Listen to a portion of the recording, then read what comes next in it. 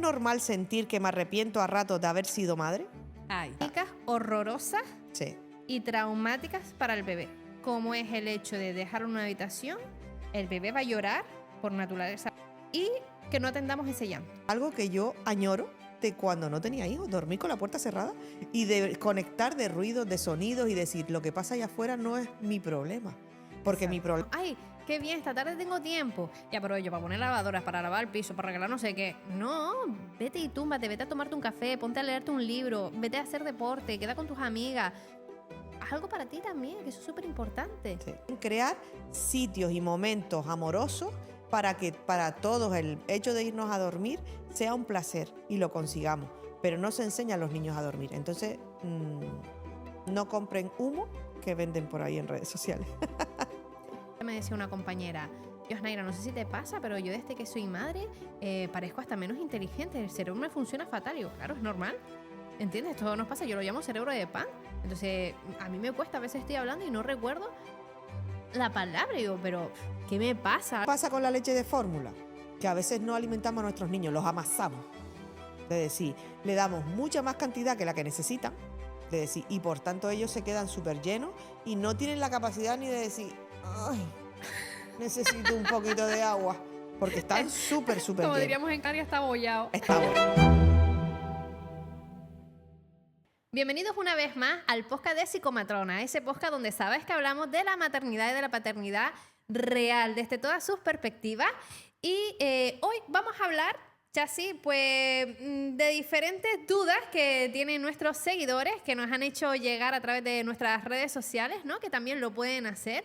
Oye, me gustaría que en el próximo podcast trataran este tema, o tengo esta duda y no sé si me la podrían resolver, por ejemplo. Entonces, aprovechamos estos espacios para esto. Y tenemos aquí una retraída de preguntas tremenda, que eso significa la repercusión que estamos teniendo en nuestros seguidores, en las personas, y cómo les estamos ayudando también en sus maternidades y paternidades, que muchos ya nos dan las gracias porque le hemos ayudado muchísimo en ese aspecto, ¿no? Tanto para entender fisiológicamente lo que ha ocurrido, está ocurriendo, como emocionalmente, porque al final esto no es un cambio solo a nivel físico, sino a nivel emocional, a nivel estructural, familiar, cambia todo.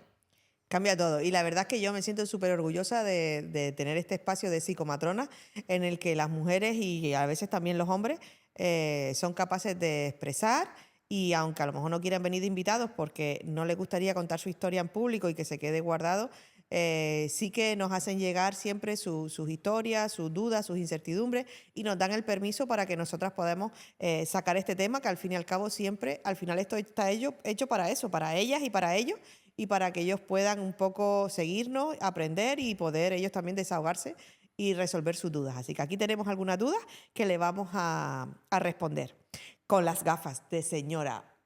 Ya, señora. Vamos a ello. Yo es que soy señora 24 horas porque si me las quito... Lo mío ha sido, a veces a lo mejor podemos decir, una consecuencia de la maternidad. Oye, no es coña porque cambia mucho la visión durante el embarazo y el posparto. Y en el posparto, o sea que al final es normal y frecuente que una note que su cuerpo ha cambiado y que su vida ha cambiado, porque hasta la vista te cambia. Así que después del posparto, revisión oftalmológica, importante. Sí. Bueno, vamos allá. Vamos, si quieres, a nombrar la primera pregunta. Venga. Nos dicen,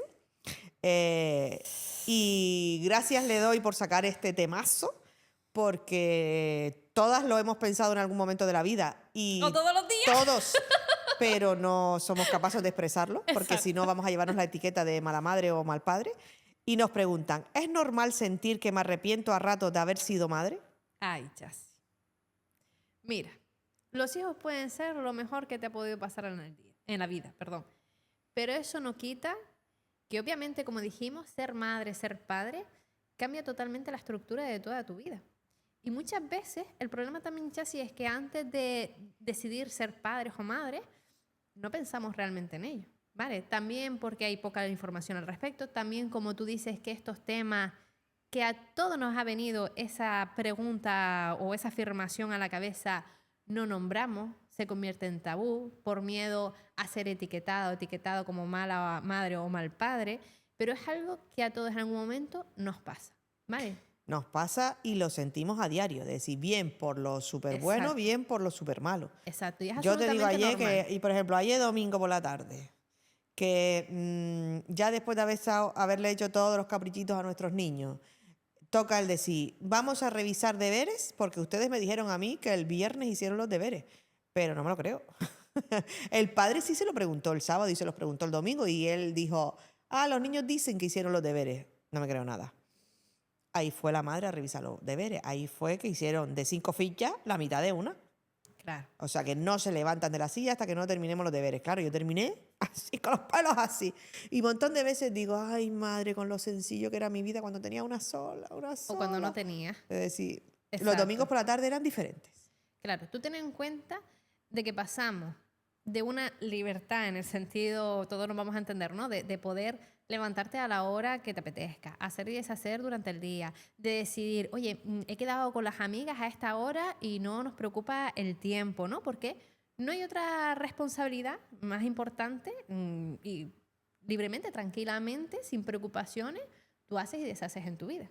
Pero cuando llega una criatura a nuestras vidas, es una criatura que depende 100% de los adultos que le rodean. Entonces, ya tu vida cambia. Pero no tiene por qué cambiar a peor, eso es verdad. Pero no quita que no haya momentos malos en la paternidad y en la maternidad. ¿Por qué? Porque obviamente tenemos que reorganizarnos de manera diferente en casa, tengo que reorganizar mi vida de manera diferente y hay ciertas tareas, hobbies, quehaceres y demás que antes, pues sin preocupación yo hacía, pero que ahora a lo mejor o me veo limitada y no lo puedo hacer con la frecuencia que antes, o ciertos de esos hobbies o ocio durante una temporada más bien larga que corta va a tener que desaparecer porque no se ajusta, ¿no?, con lo que es la crianza o las circunstancias que tenemos cada uno en esas crianzas, si tenemos más apoyos o menos apoyos, ¿no? Y también cambia el compromiso de la relación, porque claro, nuestra relación de pareja, los que vivan esa maternidad, paternidad con pareja, nuestra relación de pareja no es el mismo compromiso cuando no teníamos hijos, ahora que tenemos hijos, y cambia mucho la estructura. La estructura de cómo hacer las cosas en casa, el tiempo que le damos, el tiempo que nos damos como pareja, porque también muchas veces se va a ver mucho más limitado. Cómo cambiar ese compromiso para que esta responsabilidad sea lo más equitativo posible, es decir, que no caiga todo en la espalda más de un padre o una madre y que el otro se sienta como con menos presiones o menos responsabilidades, sino que sea más equitativo. Entonces hay que reorganizar el cómo funcionamos en esta relación. Y luego también sucede que habrán cosas que no vas a volver a hacer nunca. O mínimo hasta que no vuelen del nido, que eso con suerte será a los 20 años, los 25, los 30, nunca se sabe. Yo, por ejemplo, una de las cosas que más echo de menos es dormir con la puerta cerrada. Es una tontería, pero dices tú cuando tienes hijos siempre tienes que estar en estado de alerta. Y aunque en teoría te vayas a dormir, tu mente, tu cerebro o tu oído está en estado de alerta. Claro. Y yo, por ejemplo, yo antes siempre dormía con la puerta abierta, con las persianas bajadas hasta la punta abajo. Y desde que tengo hijos, nunca más he vuelto a cerrar la puerta de mi habitación. Para escucharlo. Entonces, por ejemplo, dices tú, oye, pues claro, es algo que yo añoro de cuando no tenía hijos, dormir con la puerta cerrada y de conectar de ruidos, de sonidos y decir, lo que pasa allá afuera no es mi problema. Porque mi problema está aquí, en mi cama, donde estoy yo. Ahora no, ahora yo tengo que estar pendiente de todo lo que pasa en la casa y todo el ruido que suceda en la casa. Claro.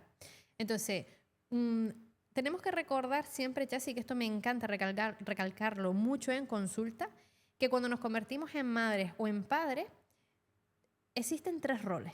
Es decir, existe el rol de mamá o de papá, existe el rol de pareja que seguimos siendo en caso de que tenga pareja, y hay un rol que también se nos suele olvidar, que es el rol de la persona que soy. Es decir, yo soy Naira la mamá, soy Naira la pareja de Javi en este caso, y soy Naira.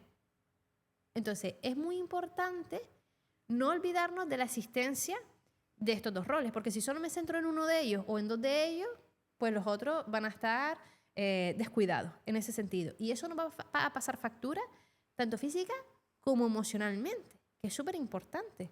Mucho más estrés, mucha más ansiedad, depresión. Al final, eso lo trasladas en cómo tú te relacionas con las personas con las que convives, tu pareja, tus padres, incluso tus amigos, tus hijos.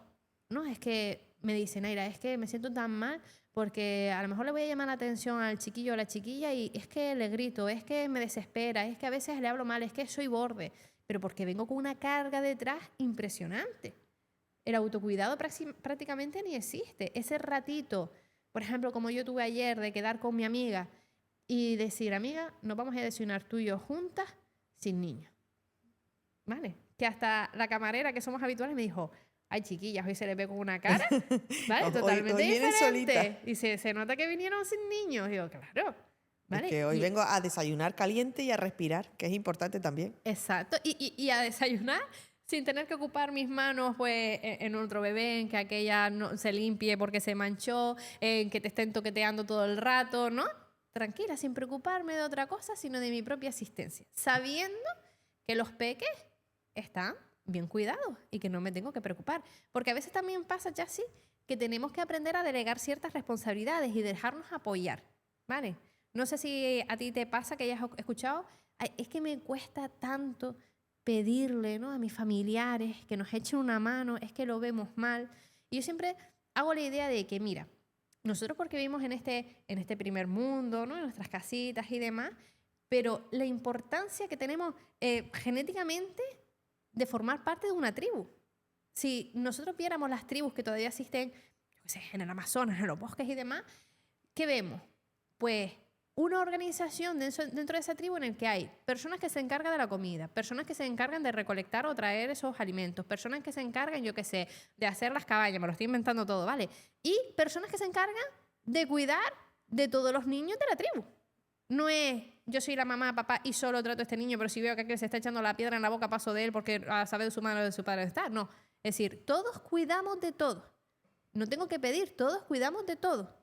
¿Vale? Y esa parte de tribu es algo fundamental para nuestra supervivencia. Entonces, cuando nos convertimos en madres y en padres, tenemos que, si tenemos la posibilidad, porque hay veces que, oye, pues mira, nos hemos ido a vivir a Ámsterdam y estamos los dos solos aquí y no tenemos familiares, ¿vale? Pero si existe esa posibilidad de esa red de apoyo, ¿vale? Y además, pues ellos también lo desean, porque digo yo que todos somos adultos para decir no cuando no queremos o no nos apetece, no tenemos que hacer las cosas por compromiso, sino por amor, pues dejarnos ayudar por esas personas para mamá y papá tener su respiro, para poder quedar con esa amiga si te apetece, para poder tener esa cita en pareja que no tienen por qué desaparecer, o simplemente acostarnos a dormir porque hemos tenido una semanita de locos que no hemos dormido Y lo y único que necesitamos te apetece descansar. es la siesta, es decir, para Exacto. cualquier cosa, pero está claro que es normal y frecuente que a veces una se arrepienta de haber sido madre, pero no tanto por el hecho de ser madre y tener un hijo o una hija, sino por toda la mochila que lleva lo que es la palabra madre y maternidad encima,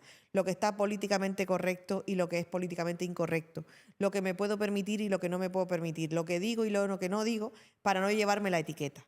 Entonces, olvidémonos de etiquetas y disfrutemos del momento. Vamos con otra pregunta. Vamos con otra pregunta. Dice, mi bebé no duerme y yo estoy al límite. ¿Qué hago? Um, Está qué fácil es difícil. decirlo y qué duro es pasar esos días y esas noches y esas semanas y esos meses con un mal dormilón. Es súper duro cuando los niños tienen la etiqueta de que no duermen. Y súper duro esa madre, ese padre, esa familia que lo dura, que lo sufre y que lo vive a diario. La verdad es que poco se habla dentro de la maternidad, la paternidad, la crianza y la lactancia y todo lo que uno lee, estudia, mira y te sale de forma automática en redes sociales relacionado con lo que es la maternidad y cómo prepararnos para la crianza de esos niños o esas niñas. Casi muy poco se habla del sueño infantil. Entonces, claro, tenemos la etiqueta de que qué es bueno y qué es malo, cuando un niño es bueno y cuando un niño es malo, y al final el niño es bueno si come, si duerme, si caga y si me deja seguir llevando la super vida loca que llevaba antes, o es malo si es un mal comedor, es malo si es un mal, es malo para dormir, es malo para no sé cuánto. Entonces, los pobrecitos niños no deben culpa, pero luego sí que es importante tener en cuenta que del sueño poco se habla. Y a ver, a lo mejor tenemos que nosotros mismos como padres y madres informarnos y formarnos más cómo es el proceso normal y natural del sueño en las diferentes etapas de la vida, porque es algo que cambia, no es lo mismo el sueño de un bebé recién nacido que de un niño de 6 meses, que de un niño de 5 años, que de un niño de 16 años, que de un adulto que está todo el día con las pantallas y yéndose a dormir con el móvil y mirando la lucecita cada rato. Y como es el sueño de los adultos mayores ancianos. O sea, que al final el sueño es algo que cambia, cambia, cambia, cambia, pero yo creo que nunca nos hemos leído un libro del sueño. Claro. Y fíjate cómo etiquetamos rápidamente y lo primero que preguntamos, ¿te duerme bien? ¿Te deja dormir? ¿No? Como si el bebé fuera maquineando, ¿no? Y decía, esta noche le voy a dar una mala noche a mis padres, ¿no? Con 3 días de vida.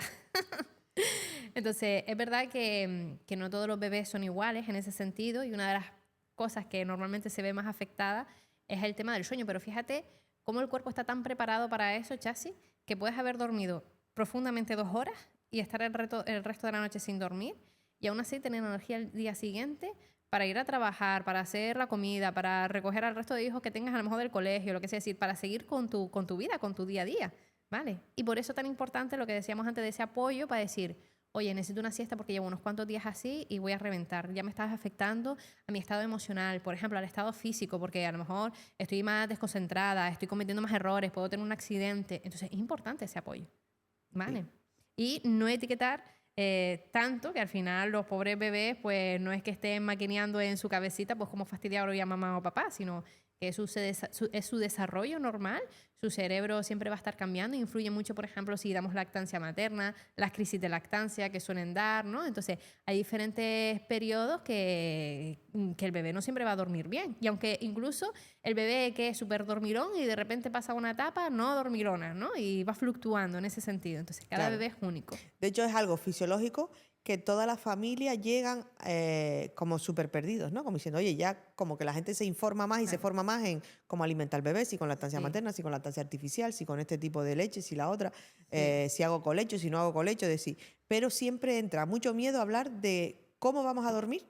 Claro. De decir, y qué protocolo, procedimiento vamos a llevar, porque es que a veces ni siquiera nosotros como adultos lo tenemos pensado y organizado, ¿no? Es decir, siempre yo en las clases de preparación al parto le abro a la familia de que no es una clase de preparación al parto, se llaman así, pero es de preparación a la maternidad y la paternidad, porque parir vamos a parir todas fisiológicamente hablando, porque nuestro cuerpo, nuestra mente, nuestras hormonas están preparadas para eso. Lo difícil viene después.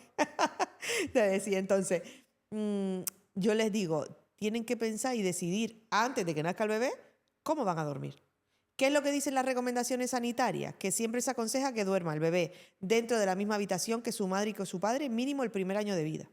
Eso no lo han leído nunca, pero son las recomendaciones. Entre ellas, para prevenir la muerte súbita del lactante, porque estamos todos cerca de decir, y esas cosas que pasan casi siempre en periodo de sueño y muchas veces en nocturnidad, oye, si estamos todos cerca y oímos un ronquido o un sonido más distinto que el otro, no es lo mismo tenerlo en la otra habitación y no enterarte que tenerlo aquí. Exacto. Entonces, el primer año dormir todos juntos en la misma habitación. ¿Dónde físicamente? El bebé va a tener su cuna, va a dormir con nosotros en la cama y va a hacer colecho, vamos a tener un señor relax de eso donde cada 2 o 3 horas me tengo que levantarme para mecerlo y para darle de comer. Es decir, son distintas cuestiones que también influyen en el sueño. No influye en el sueño el tipo de alimentación que le vayamos a dar, sea lactancia materna, lactancia artificial o lactancia de fórmula. Siempre se dice que los niños de teta pues duermen peor porque comen más frecuente. Más veces, ¿no? Y dices tú, mira, pues eso no es real. Porque, por ejemplo, es cierto que el estómago de nuestro bebé es muy pequeño. Entonces, se llena rápido y se vacía rápido y, por tanto, nos pide de comer a lo mejor cada hora, cada 2 horas, cada 3 horas, depende. ¿Qué pasa con la leche de fórmula? Que a veces no alimentamos a nuestros niños, los amasamos. Es decir, le damos mucha más cantidad que la que necesitan. Es decir, y por tanto ellos se quedan súper llenos y no tienen la capacidad ni de decir, ay, necesito un poquito de agua, porque están súper llenos. Como diríamos en Canarias, está bollado. Está bollado. Es decir, y luego también sucede que a lo mejor tu niño, cuando toma leche de fórmula, como le das más cantidad de lo normal, pues esa digestión es más dura y al final no te pide más de comer más frecuente, pero sí se harta a llorar por cólicos, por dolores de barriga, por reflujo, por muchas molestias. Entonces dices, oye, no podemos elegir para que nuestro niño duerma mejor lactancia materna o lactancia artificial. Tenemos que conocer que cualquier tipo de lactancia también puede interferir en su salud y eso después en el sueño igual que nosotros.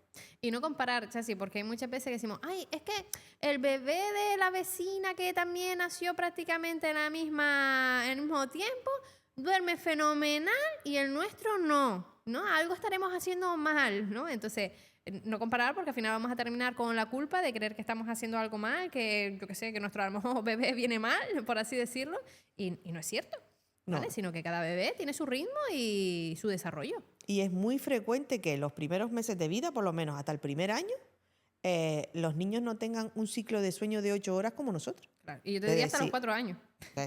decir un año por decir, bueno, parece que dormí 5 horas seguidas. De decir, Sí. yo no dormí 5 o 6 horas seguidas hasta que los niños no tuvieron por lo menos un año. Entonces dices tú, oye, siempre vas a tener esos micro despertares, pero que luego a su vez, por ejemplo, si das lactancia materna, la lactancia materna ayuda a conciliar el sueño tanto del bebé como de la madre más rápido. Entonces dices tú, sí, a lo mejor tengo más micro despertares, pero enchufo al niño a la teta y nos dormimos todos juntos. Exacto. ¿Qué es lo importante y que tenemos que tener en cuenta que se ha visto que funciona? Primero, crear un ambiente de sueño. Si nosotros vamos a empezar a crear rutinas de sueño, es importante para todos los de la casa, independientemente de la edad, el decir, oye, pues llega una hora en la que yo tengo que bajar las luces. Ya no tengo que tener estas luces blancas, sino una luz un poquito más tenue, un poquito más indirecta, un poquito más anaranjada, es decir, que dé un poco de paz y calma. Exacto. Entre ellos, cambiar el brillo de la tele, el brillo de los móviles, el brillo de todas las pantallas que tengamos en casa. Incluso Idealmente evitarlas. no tenerlas. Exacto. De decir, en alguna hora del día deberíamos de poner en automático que se nos apague el móvil y que se nos apague todo lo que es los ordenadores y la tecnología, porque al final eso siempre está dando ahí una señal al cerebro de decir, actívate porque tienes que trabajar, tienes que atender el móvil, tienes que atender el Instagram, Exacto. tienes que atender a psicomatrona. Es decir, y luego otra rutina muy buena es cenar temprano, o sea que la alimentación influye en después la conciliación del sueño. Por eso siempre sean niños, sean adolescentes, sean adultos, cenar pronto, tipo guiri extranjero, mejor las 7 de la tarde o las 8 que no las 9 o las A 10. las 11. Es decir, y que la alimentación, el tipo de alimento también influye. O sea, no es lo mismo comerte una fabada asturiana a las 9 de la noche que comerte un filetito a la plancha con una Un verdurita arrocito o con lo algo que sea. sanito. Exacto. Y luego también influye mucho el ponernos una hora de irnos a la cama. Claro, es enseñar al cerebro, es como decir al cerebro, venga, ya va tocando la hora de irse a dormir, ¿vale? Y muy importante, Jessy, porque esto lo hacen muchos papás y mamás, y es que como está el bebé y nos da miedo que pueda pasar algo durante su rutina de sueño, dormimos todos con una lamparita encendida en la habitación, ¿no? Para cualquier cosa, yo simplemente abrir los ojos y ver al bebé, ¿vale? Pero esa lamparita, por muy anaranjada o roja que sea la luz, al final también va a influir en la calidad del sueño de ese bebé y de los adultos y de todas las personas que dormimos en esa habitación. Entonces, lo más recomendable es la luz apagada, ¿vale? Tener esa lamparita para si por la noche un cambio de pañal, ¿no? Tengo que darle de comer para no encender el fogonazo del techo, en ese sentido, y que yo la pueda encender y decir, vale, todo bien, o hacemos ese cambio de pañal o lo que sea, y volvemos a apagar. Pero no estar toda la noche con una luz encendida.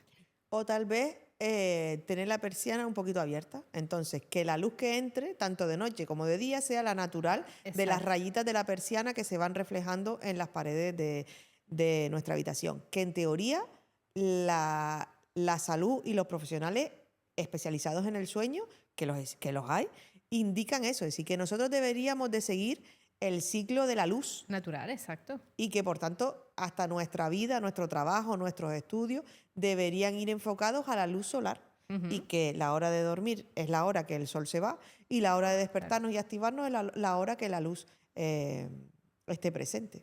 Ujú. Bueno, cositas que vamos aprendiendo con el sueño. Una cosa importante que yo Dime. sí quiero dejar claro es que no se le enseña a los niños a dormir. Claro que no. Es decir, hay una de gurús, de decir, inclusive de profesionales, que venden en redes sociales, te enseño a dormir a tu bebé, haz estos 3 tips y conseguirás que tu bebé duerma toda la noche, dices tú. Y Dios además- mío de mi vida. Y hay Misiela, técnicas horrorosas sí, y traumáticas para el bebé, como es el hecho de dejarlo en una habitación, el bebé va a llorar, por naturaleza va a llorar y ahora explico por qué, y que no atendamos ese llanto, sino para que el bebé se acostumbre y vea que no pasa nada en ese sentido y ya se quedará dormido y así las próximas veces va a dormir más rápido del tirón y toda Sí. la noche. y que el bebé Entonces- aprenda a dormir solo, o Exacto. el niño o la niña aprenda a dormir solo. Entonces, ese cerebro sabe dormir, ¿vale? Pero no va a conciliar un sueño como un adulto, evidentemente. ¿Qué ocurre? Que instintivamente ese bebé no sabe que ha nacido en un medio protegido donde no nos va a comer un león o una hiena o lo que sea, ¿vale? No entiende que hemos nacido en un hospital, que vivimos en una casita, que estamos en una cunita, que no sé cuánto, ¿no? Es decir, el cerebro humano ha cambiado tan poco en los 40.000 años, instintivamente va a entender todavía de que estamos en una cueva, ¿vale? Y si yo estoy en una cueva separada de los adultos, de las personas que me pueden proteger, el bebé se va a despertar muchas veces para estar en alerta y con ese llanto es para asegurarse de que un adulto va a venir y me va a salvar por si acaso que durante esa nocturnidad aparezca un lobo, una hiena, es decir, un animal que pudiera, un depredador que pudiera atacar a ese bebé. Entonces, cuando yo lo tengo en otra habitación separada, pues se activan todos esos instintos también, ¿vale? Pero si encima yo lo dejo llorando, es un trauma. Y aunque una vez comentaste en uno de los episodios, Chasi, de que hubo una época en que cuando se tenía que hacer una intervención quirúrgica ni siquiera se le ponía anestesia a los bebés porque se entendía que el bebé no tiene dolor, ¿no? Hasta que se descubrió que sí y empezaron a utilizar pues los calmantes necesarios. Pues esto es lo mismo, no creer que porque sea un bebé y que prácticamente lo que haga es llorar, no se pueda traumatizar. Es que al final todo eso, sobre todo esos 3 primeros años, son tan importantes que van a determinar mucho cómo va a ser emocionalmente ese adulto el día de mañana. Si va a tener más propensión a la ansiedad, a la depresión. Entonces, va a influir muchísimo. Así que esos métodos, por favor. A la forma de pedir ayuda. Decir, oye, si a ti cualquier persona, da igual la edad, te está pidiendo ayuda, de decir, oye, necesito que vengas, necesito que me arropes, necesito que me vigiles. De decir, como mismo nosotros llamamos a nuestra amiga, de decir, cuando necesitamos hablar y desahogarnos de algo, de decir, oye, nuestro bebé no lo dice llorando porque no sabe decirlo de otra manera.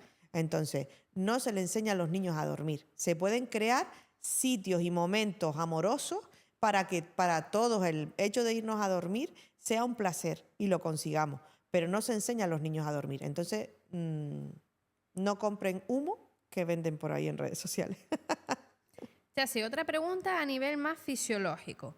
¿Cómo saber que físicamente estoy pasando por todos los síntomas a nivel de posparto normal? Oh, eso es una carrera universitaria. No, bueno, realmente. Señales de alarma, ¿no? ¿Qué tenemos que tener en cuenta cuando damos a luz? Y nosotras como mujeres tenemos que decir, oye, ¿esto que estoy pasando y que estoy transitando es lo normal o realmente tengo que mosquearme y tengo que buscar ayuda sanitaria? Por un lado, sintomatología física. Lo primero que tenemos que tener manejado es el dolor. No podemos normalizar el dolor, ni en ningún proceso fisiológico de las mujeres, pero ni mucho menos en un proceso de posparto. Entonces, que tenemos una cosa de vez en cuando que se llaman entuertos, que son contracciones del útero, que a veces son molestas. Bueno, es normal durante los 2-3 primeros días del posparto. También es frecuente cuando amamantamos a nuestro bebé. La misma oxitocina que saca la leche al exterior es la misma que nos da contracciones para echar todo eso que tenemos que eliminar del posparto. Que bueno, en algún momento puede ser dolorosa, te tomas un calmante y se te pasa. Pero si tú tienes un dolor muy fuerte en todo el proceso del parto, bien si fue vaginal, bien si fue cesárea, bien en el útero, bien en tus entrañas, como dicen las mujeres, y no cede con un paracetamol o con un ibuprofeno y con tumbarte y descansar un poco lo que es la musculatura física que ha trabajado tanto en un parto, dices tú, oye, pues que a lo mejor algo está pasando ahí adentro. Es decir, no podemos normalizar tampoco el sangrado. Siempre nos han dicho que durante la cuarentena, o sea, esos 40 días después del parto, nosotros vamos a sangrar. Que no vamos a estar 40 días sangrando. Vamos a estar sangrando fuerte, a lo mejor como una regla, como mucho 5 días, una semana. Y luego ese sangrado va a menos cantidad, a menos color rojo, ya va pasándose un poquito más rosita. A lo mejor ya para el día 15 o 20 un poquito más flujito marrón. Sí, y a lo mejor la última semana del posparto es un flujo medio amarillo, a veces verdoso, que la gente se preocupa como diciendo, ¿será que tenga una infección? Entonces, si la regla o ese sangrado, que realmente no es regla, que es una herida que se está cicatrizando en la placenta, o sea, te pasa bien si es parto vaginal, bien si es cesárea. Si ese sangrado no va a menos, sino a más, si va con dolor, si va con fiebre, te decir, oye, pues tenemos que ir a vigilar a ver si algo pasa. ¿No? Entiendo. Huele más fuerte de que una menstruación. Es decir, no es que huela bien o mal. Nosotras como mujeres siempre olemos bien, olemos a hembra. Lo importante es que sepamos que huele un poquito más fuerte que nuestra menstruación, porque realmente es porquería que tiene que salir, y la sangre de la cicatrización de la placenta. Pero es verdad que hay mujeres que dicen, mira, es que me huele fatal. Yo me lavo y me huelo, pero desde adentro, no desde fuera, sino desde adentro. Entonces dices tú, oye, a veces eso es una primera señal de que algo está pasando ahí, algún inicio de infección, alguna gasa o alguna cosa que se quedó ahí dentro. Entonces dices tú, nosotras a veces lo importante que tenemos que tener en cuenta es que tenemos en el proceso de posparto y de maternidad, el sexto sentido de las mujeres como que más a flor de piel. Entonces, si algo a ti te tiene mosqueada, mejor que vayas y lo consultes a que no te quedes con esa espinita porque probablemente tengas razón de que algo está pasando ahí. Y es normal, Chasi, en ese sangrado, por ejemplo, que fluctúe en el sentido de has estado 2 semanas manchando, de repente no mancha y a los 2 días vuelves a manchar otra vez, aunque sea poco. Sí, a veces es muy normal y muy frecuente. Porque una parte del sangrado lo expulsaremos, pero otra parte del sangrado lo reabsorbe nuestro cuerpo. Lo mismo nos pasa con las menstruaciones. Es decir, a veces estás con una regla de 4 o 5 días así tan normal, luego de repente ya estás 2 días sin ponerte nada porque parece que ya se te fue la regla y de repente vuelves a tener ese manchado, aunque sea marrón, que dices tú, ya se me ensuciaron las bragas. Es decir, es muy frecuente. ¿Por qué? Porque a veces el cuerpo, para ahorrarnos energía, reabsorbe también parte del sangrado y el manchado, como cuando tenemos un hematoma en el brazo después de una analítica, que el morado se nos va quedando ahí, se nos reabsorbe. Entonces a veces es frecuente. Y es frecuente si empezamos a hacer deporte, si empezamos a darle como más caña al cuerpo y al útero, que también se mueve porque al final es un músculo, o si damos leche materna, que a la hora de la oxitocina, pues a veces tiene alguna contracción de más y echa todo aquello. Lo bueno que tiene el cuerpo nuestro es que todo lo que nos corresponde y lo que nos puede hacer daño lo echa para afuera. Como nosotros aquí en Psicomatrona, lo echamos todo para afuera. Así que bueno, es lo que hay. Y está claro que otra de las cosas que tenemos que tener en cuenta es a nivel emocional. Es decir, muchas veces cuando vamos a consulta y a revisión, siempre nos preguntan por la parte física. Cómo está sangrando, cómo va el pecho, cómo van los puntos, cómo va la herida, pero dices tú, oye, ¿y a nivel emocional? Muy pocos lo preguntan. Es decir, es súper importante tener en cuenta que hay 2 patologías específicas del posparto, como es la depresión posparto y la psicosis puerperal, que no es moco de pavo, esas 2 pedazos de patología. Y es muy frecuente que a veces emocionalmente hablando una se encuentra ahí revuelta con todo este boom hormonal y con toda esta mochila nueva de responsabilidad y de no dormir bien y no descansar. Es decir, que lo ideal es que lo hablemos y lo expresemos allá donde estemos, con nuestra pareja, con nuestra familia, con nuestras amistades. Es decir, pero también es eso, es decir, tener en cuenta que hay situaciones y emociones que no se pueden normalizar. Entonces, si tú no te encuentras bien, si siempre estás llorando o siempre estás enfadada o te aíslas del mundo porque no quieres ver a nadie, de O decir, empiezas a generar una serie de pensamientos intrusivos, preocupantes, no solo para tu estado físico, sino a veces son pensamientos intrusivos de querer hacer daño al bebé, por ejemplo. ¿Vale? Y uno se asusta porque dices, pero es que yo realmente no quiero. Por eso se llaman intrusivos, ¿no? O que cambia ese vínculo de manera muy repentina con ese bebé y empiezas a generar rechazo también. Entonces son señales que tenemos que tener muy en cuenta. Alucinaciones que pueden aparecer, comportamientos inusuales que nos preocupen, ¿no? Vistos desde afuera por los acompañantes. Entonces, siempre en esos casos es importante consultar. sí, muy importante. Muy bien. Preguntas, vamos Venga. a ello. Pareja y bebé. Oy, oy, oy, oy, oy, oy, oy. Dice, ¿por qué siento rechazo hacia mi cuerpo después del parto? ¿Cuánto tarda de verdad en recuperarse todo? Súper preguntón. Naira, tú que tienes a día de hoy un bebé, pero que has transitado 3 pospartos casi consecutivos, porque no has terminado de amamantar a uno, por ejemplo, y amamantas al otro o a los 2 a la vez en tándem, ¿cuándo vuelve a recuperarse el cuerpo de la mujer? A ¿Cuándo ver, vuelve Naira? yo creo que no hay una fecha exacta, no se le puede decir, si no me corriges, pero creo que no se puede decir, mira, tardas 4 meses, tarda 26, ¿vale? Porque creo que eso es algo muy individual, ¿vale? Yo sí he notado, por ejemplo, en los 3 partos que he tenido, físicamente, por decirlo así, de que una se encuentra, oye, otra vez que pueda hacer, yo qué sé, cosas como tan sencillo como coger peso, hacer deporte sin tener que preocuparte del suelo pélvico porque va todo genial, ¿vale? Dentro de toda la normalidad que yo he tenido, ¿vale? Dentro de la suerte que he tenido en ese sentido. He tardado por lo menos 2 años, ¿vale? En que se baje toda esa inflamación, ¿no? Porque al final, siempre digo, ya no solo el embarazo, sino el parto es un proceso inflamatorio bestial. Es como si se inflama todo el cuerpo y no se va a ir en 2 días, ¿vale? Yo, por ejemplo, personalmente lo he notado 2 años. Habrá mujeres que mucho antes que digan, oye, pues yo en 6 meses súper bien. Otras que todavía están en ello. Entonces, yo creo que cada cuerpo es un caso totalmente diferente, ¿no? Pero sí es verdad que si yo no ayudo en ese procedimiento, es decir, si por ser mamá, como decíamos antes, pues dejo de hacer todas las actividades de ocio, ya no cabe ninguna en mi vida. Todo es por y para el bebé o los niños. ya no tenemos esas citas en pareja o esa conexión, ¿no? Porque nos vamos distanciando y al final nos hemos convertido en dos personas que viven juntos y que cuidan de unos niños, ¿no? No trabajo mi autocuidado, que el autocuidado no es solo la alimentación, sino el sueño que decíamos antes, el empezar a hacer deporte, ¿no? Si yo era una persona deportista y aunque no fuera, pues hay que hacer deporte, es importante. Y yo tampoco le dedico tiempo al deporte, no gestiono las emociones. Algo tan simple como decía, ay, antes me encantaba mis rutinas de echarme mi cremita, hacerme mi mascarilla, ir a la peluquería. Y hace un año que no sé ni lo que es eso. Es decir, si yo no trabajo nada de mi autocuidado físico y emocional, obviamente todo va a tardar mucho más en recuperarse. Sí. ¿Vale? Porque ¿Doy voy fe? picadito.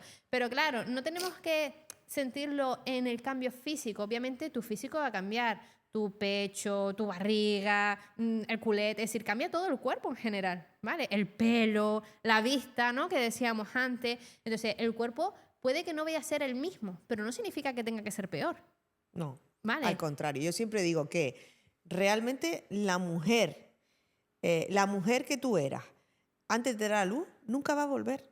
De decir, porque muchas veces hemos visto y hemos hablado que hasta cerebralmente hablando, de decir, las cosas cambian durante el Claro. embarazo Yo le llamo cerebro de pan. para porque- prepararnos a la maternidad. Entonces, es muy frecuente que a veces la mujer que éramos antes nunca vuelva. Claro. Vuelva a una versión mejorada.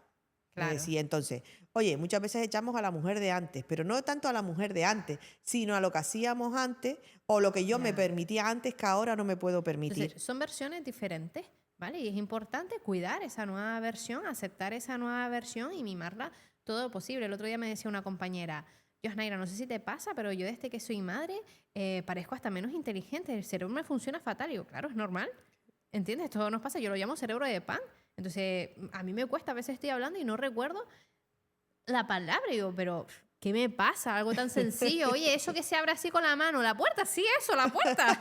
¿Entiendes? Entonces, al final es que cambiamos tanto fisiológicamente y emocionalmente que por eso es tan importante esa red de apoyo y ese autocuidado. No olvidarnos de que esos 3 roles que comentábamos tienen que estar bien atendidos. Sí, porque es eso, es decir, si no, nunca vas a volver a recuperarte tú físicamente, emocionalmente, es decir, porque realmente todo cambia, pero la que no tiene que cambiar eres tú. O sí, de decir, en algún momento tendrás que a lo mejor decir, oye, dentro de que soy madre, dentro de que soy mujer trabajadora, dentro de que soy esposa, esposo, dentro de que soy hija, madre, hermana, también soy yo. Entonces dices tú, oye, a veces necesitarás tener tiempo para ti para realmente volver a Exacto. recuperar aquello que tú tanto añoras. Porque a veces decimos, ay, qué bien, esta tarde tengo tiempo. Y aprovecho para poner lavadoras, para lavar el piso, para regalar no sé qué. No, vete y túmbate, vete a tomarte un café, ponte a leerte un libro, vete a hacer deporte, queda con tus amigas. Haz algo para ti también, que eso es súper importante. Sí. ¿Sabes qué es una de las cosas que yo más echo de menos? Hacer deporte no, porque se nota, ¿no? Pero de hecho tengo una amiga que es entrenadora física, licenciada en educación física, y me dice, siempre has hecho un montón de deporte cuando estás embarazada. O sea, a mí no me gusta hacer deporte. Es decir, o sí, pero solo busco el tiempo y saco el tiempo y me comprometo conmigo misma cuando estoy embarazada. Y me dice, ¿sabes por qué? Porque solo haces deporte cuando tienes que cuidar a otro, no para Sí. cuidarte a ti misma. Sí. Y yo, vale, me lo voy a tatuar para ir a hacer deporte. Todavía no he ido. Pero una de las cosas que yo más echo de menos es ir una mañana a sentarme sola en una sillita en la playa, al sol, a leer. Cuando no tenía niño, hacía esa costumbre de sábado 8 o 9 de la mañana, me compraba el periódico del día y me sentaba en la playa con una silla a leer el periódico. Claro. Mis amigas, tú imagínate eso con 20 y tantos años, mis amigas, eres una antigua, eres una vieja que haces leyendo el periódico a las 9 de la mañana, solo te hace falta darle de comer las palomitas. Pero siempre fue un placer esa desconexión, esa disfrutar de la naturaleza, del sol, del silencio y de no estar la playa así. De decir, y a veces es simplemente ese detalle el que yo añoro.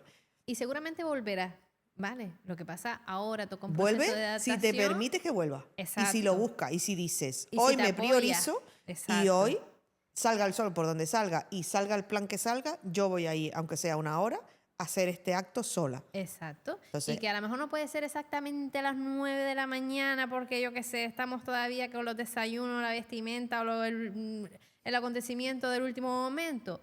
Bueno, pero a lo mejor puede ser a las 11 o puede ser a las 6 de la tarde, pero te has dedicado ese rato, ¿vale? Y muy importante, cuidar toda esa parte de esos roles también con la pareja. Porque aunque no te apetezca tener relaciones sexuales con penetración, por ejemplo, ¿no? Porque tu cuerpo a lo mejor no está para eso o no te apetece, por lo que sea, el cansancio, etcétera. No significa que tengamos que olvidarnos, ¿vale? Tener esas citas, esas miradas donde conectamos, ese ratito para lo mejor para decir, ay, mira, aprovechamos, nos hacemos un cafecito, nos ponemos aquí en el sillón tranquilos a hablar de cualquier cosa, aunque los niños estén por ahí, pero es ese momento para nosotros. ¿Vale? Esas conversaciones profundas y que no sean solo de qué falta de comprar en el supermercado y quién recoge a los niños. ¿Vale? Sí. Esa ducha juntos que a lo mejor teníamos antes y se nos ha olvidado. ¿Vale? Entonces, obviamente el ritmo de la pareja no va a ser igual que antes y la intimidad no va a estar igual que antes porque hay ojos curiosos en ese sentido, pero el amor es muy importante seguir trabajándolo y esa conexión en pareja es fundamental para no sentir, como decíamos, que solo somos dos adultos que cuidan de unos niños. Sí. ¿Vale? Importante. Seguimos con preguntas. Venga, la última pregunta Vamos tenemos. a ello. Te voy a preguntar yo una, Ay, ay, ay. que siempre me lo han preguntado, no está aquí, pero es una duda que siempre ha surgido a nivel familiar, ¿no? Sobre todo de las madres de antes. Y es, con el cordón umbilical, ¿por qué ya no se hace nada como antes? Es decir, mi madre, mi abuela, pues siempre comentaba, pues el cordón umbilical se le echaba, yo qué sé, betadine, se hacía no sé cuánto, no sé qué, y ahora es jaboncito, secaslo bien y ya está. A ver, con el cordón umbilical y realmente con el cuidado de cualquier herida. De decir, a medida que ha ido avanzando la ciencia, hemos introducido productos externos. Es decir, oye, pues en nuestra época cuando nosotros éramos pequeñas, que si la mercromina aquella... La que, mercromina. ¿Viste? Que nosotros Qué tenemos palabrón. una edad. De decir que nos curaban el cordón umbilical o cualquier herida con mercromina, con alcohol de 70, con alcohol de 90, Sí. luego otra vez con el alcohol de 70. Exacto. Luego, Una gasita con alcohol se dejaba. madre del amor, de decir. A quemar la piel ahí.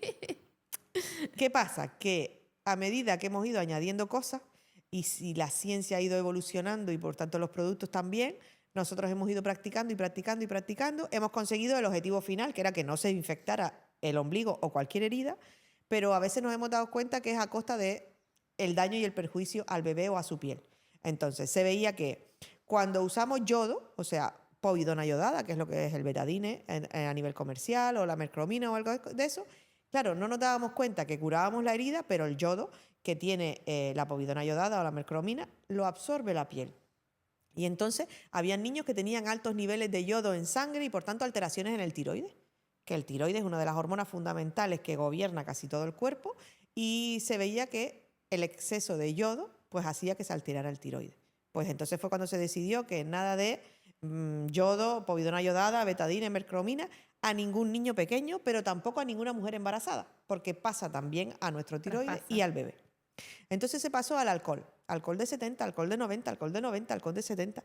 ¿Qué pasa con el alcohol? Que el alcohol quema e irrita. Sí, conseguimos el objetivo de que los ombligos no se infectaran, pero la piel de los niños quemada, irritada, colorada, claro, y los niños lloraban de dolor. Porque yo no sé si alguien recuerda el sufrimiento que es que te echen alcohol en una herida. Duele horrible. ¿Qué pasa? Que como nuestros niños no hablan sino lloran, pues estuvimos muchos años con el alcohol de 70, 80 sin escuchar realmente el sufrimiento de nuestro bebé y el daño físico que le hacíamos, ¿vale? Pobre yo, mi Entonces, bebé. yo creo que a día de hoy nadie debe tener en su casa alcohol ni betadine, porque tiene esas repercusiones para la salud. Luego hay mucha gente también alérgica al yodo, que sea al marisco, no que sabe, sea esto, que sea lo otro. Entonces, claro, también te produce una reacción alérgica aunque lo uses de forma tópica, perdón.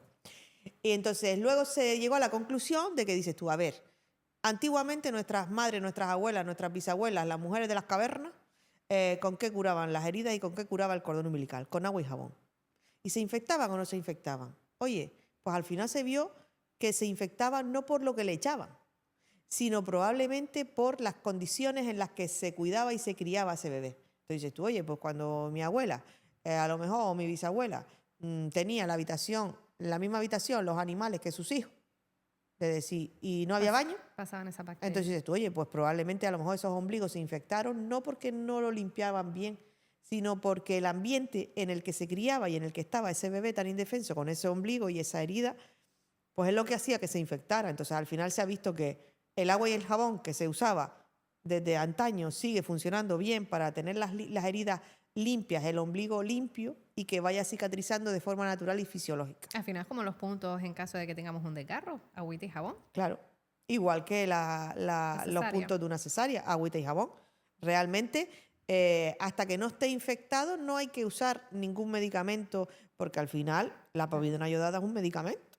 Es decir, entonces, agüita y jabón y bien seco y bien vigilancia de que si en algún momento algo vemos que no va desarrollándose según la normalidad, pues que huele mal, o que vemos que se pone rojito colorado, o que no se termina de caer, dices tú 15 días al ombligo no se cae, dices tú, oye, pues a lo mejor eso es lo que nos puede hacer mosquear, que sí que tenemos que echar una Fíjate, vigilancia. Chasi, que a mi último bebé le salió, no sé si se llama granuloma en el Sí. ombligo. Y lo que nos recomendó la matrona en ese momento, un granito de sal. Un granito de sal gorda y luego se retiraba, se secaba bien, se limpiaba y con eso se curó. Ujú. En poquísimos días. Es casi como una llaguita, cuando tenemos la típica llaguita en la lengua Sí. o la típica llaguita ahí, que dices tú, oye, de verdad que hay 1 millón de productos en las farmacias que se venden para las llaguitas de la boca, pero la sal gorda es maravillosa, tiene un efecto de quemar y de dejar de crecer esa proliferación de células y te pones un granito de sal gorda en la lengua o en cualquier otra mucosa como es el ombligo, que al final es una zona húmeda y se cura en un momento. Es verdad que escuece y arde, cuando nosotros nos lo ponemos en la boca Sí, escuece era y poquito arde. ratito, sí. Entonces es un segundo para que algo natural y fisiológico, pues por lo menos que sabemos que a lo mejor no es tan perjudicial para el bebé, pues lo usemos de forma indicada. Una no se puede ir a dormir sin aprender algo nuevo en el día. Y hemos aprendido un montón, amigas. Pues sí, por lo menos eso. En las conversas de psicomatrona se aprenden muchas cosas. Y por lo menos se le da voz a las madres, a las mujeres que maternamos a veces en soledad, porque la sociedad en la que vivimos a veces es así, en la que bien estamos solas físicamente porque estamos lejos o porque estamos en un proceso vital distinto al de nuestra tribu diaria, o bien porque con esta etiqueta de buena madre o mala madre, pues muchas veces omitimos el expresarnos libremente pues para que no nos juzguen. Así que bueno, por lo menos espero que en cada episodio de Psicomatrona encuentren aquí el sitio donde ser escuchada, donde ser valorada y donde puedas expresarte tú libremente. Si quieres venir al podcast, puedes venir y escríbenos por redes sociales, por Instagram, por TikTok y organizamos una cita y venimos aquí a charlar juntas de cualquier tema relacionado con la maternidad o la paternidad real. Y si no te ves capaz de venir aquí a pasar un ratito con nosotras, pues nos puedes escribir en redes sociales y seremos tu voz aquí en este mundo digital. Nos vemos en el próximo episodio.